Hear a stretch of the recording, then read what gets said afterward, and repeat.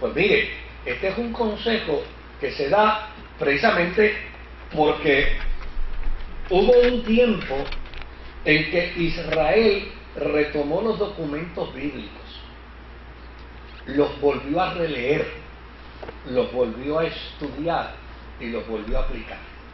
¿Se acuerdan? Cuando Esdras encontró los documentos, dice que la gente los leyó, que él los leyó ante la multitud y la gente empezó a ¿qué? Empezó a llorar. Y que como resultado de ello, obviamente, se instauró nuevamente el culto, se estableció nuevamente la experiencia de la fe. Y desde luego, a partir de entonces, la ley cobró de nuevo ¿qué? Cobró de nuevo vigencia. ¿Y por qué cobra vigencia? Pues cobra vigencia por una sencilla razón, porque se han perdido 10 tribus. Y al perderse 10 tribus, oiga, Israel no quiere correr el riesgo de que las únicas 2 que le quedan desaparezcan como resultado de su desobediencia. Porque si desobedecen, también corren el riesgo de ¿qué? De desaparecer. Por eso cuando Jesús le dice a los israelitas, mire, si yo quiero, hasta de estas piedras le hago hijos a Abraham, lo que Jesús le está diciendo a los israelitas es, mire, Dios no come cuentos, ¿sabe? Si Dios tiene que desaparecerlos a ustedes, no se crean que porque los desaparezca a ustedes, se quedará el mundo sin el cumplimiento de sus promesas.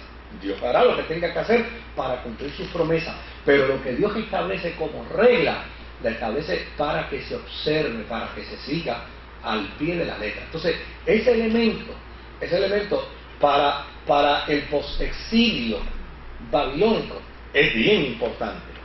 Por lo tanto, aquí el planteamiento de la mujer en el contexto en el que se da no es porque necesariamente los religiosos sean antifeministas y que el escritor del proverbio sea antifeminista. No, bajo ninguna circunstancia.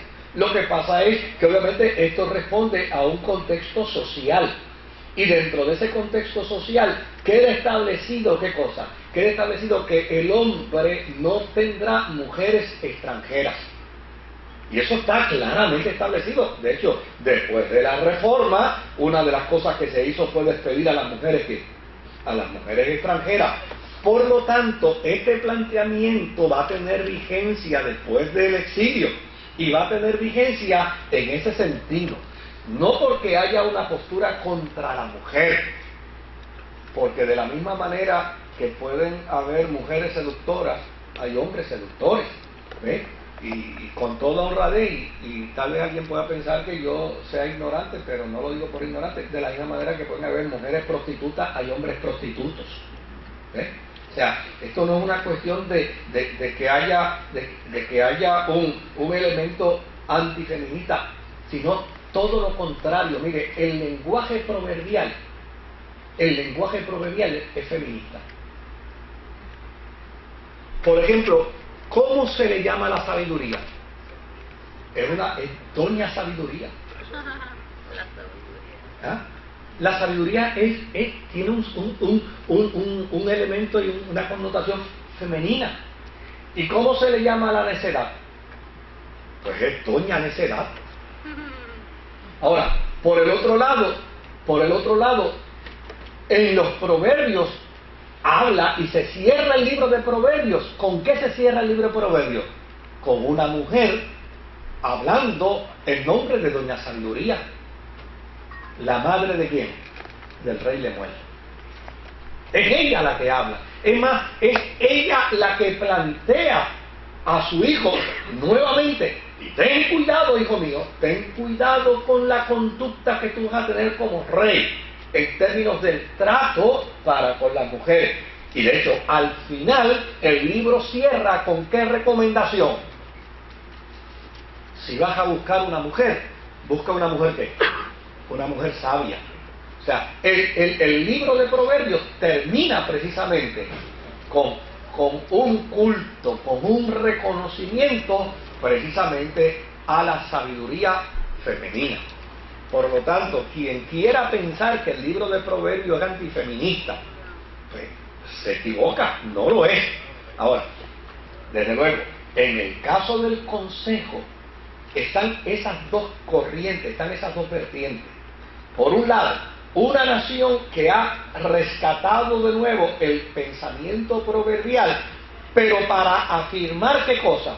Para afirmar que Israel, sobre todo esas dos tribus, no se vayan ahora a buscar de nuevo ¿qué? Mujeres extranjeras, por un lado, y por el otro lado, para afirmar la nación de tal manera que los hombres se conduzcan con tal respeto y las mujeres se conduzcan con tal honradez que dentro de la comunidad judía no haya adulterio. Por eso es que el adulterio se castiga con la pena de muerte.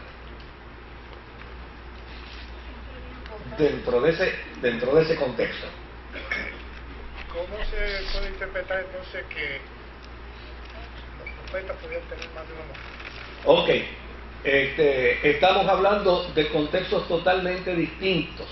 En los momentos en que Israel pudo practicar poligamia, era, digamos, en el caso de los reyes, no tanto los profetas. A los profetas lo que se les permitió fue buscar por ejemplo, hubo un profeta que se le permitió buscar una esposa que le iba a ser infiel.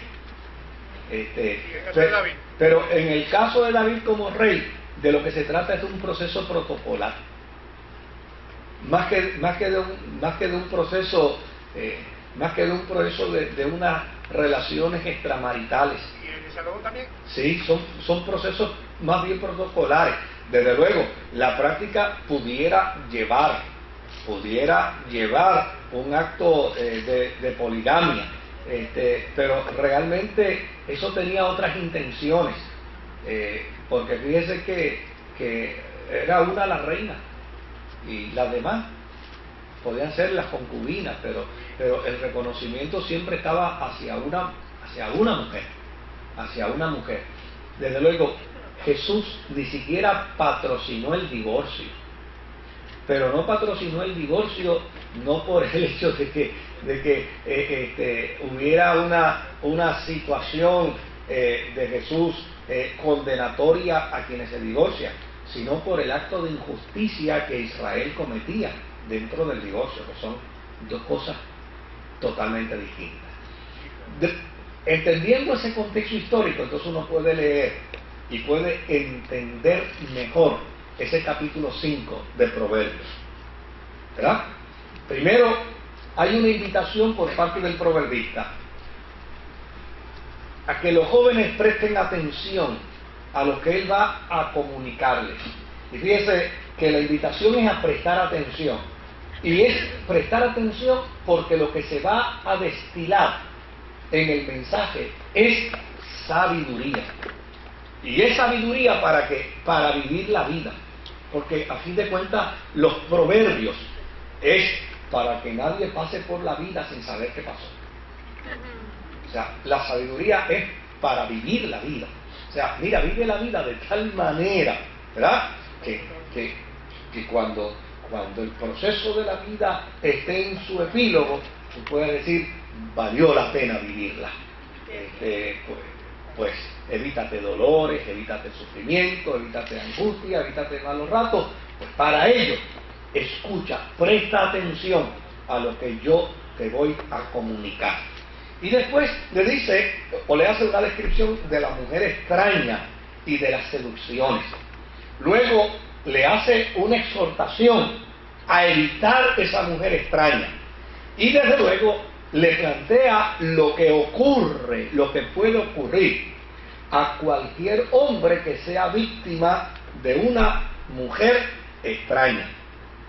Entonces, está acompañado de ¿qué? Está acompañado entonces de una exhortación a entregarse al amor puro. ¿Y cuál es el amor puro para el proverbista? Pues el amor puro es aquel que se da en el contexto de una relación y de un vínculo donde haya, bueno, inclusive él lo plantea de manera interesante porque él dice, gózate con la mujer de tu juventud, es decir, con aquella con quien comenzaste a descubrir todos los elementos extraordinarios de la vida en todo su marco sexual. Con esa disfruta la vida y no te involucres